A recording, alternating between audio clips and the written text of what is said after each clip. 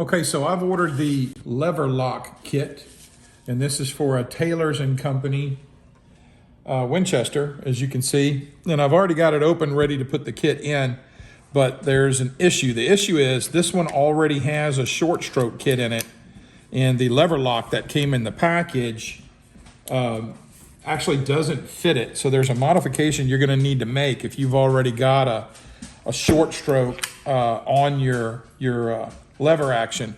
So this is what had to be done. Focus down here. As you can see, by looking at the difference, mine has been trimmed off, whereas this one is much, much longer. You can see how far past the spring that sticks out. So on this one, all you need to do, you can still use it, you just need to cut it down some.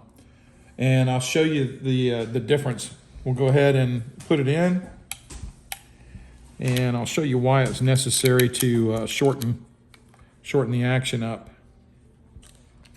And put the lever lock in like so. Okay, it's in, and it will not let me cock the handle. Right now it thinks there's a round in the chamber. The lever is cocked, so the fire is cocked. You pull the trigger, and now you can go back. And if you see right where it meets up there, it just clears it. So now we're ready to go again. Oops, I can't eject the shell. I pull the trigger, now I'm clear.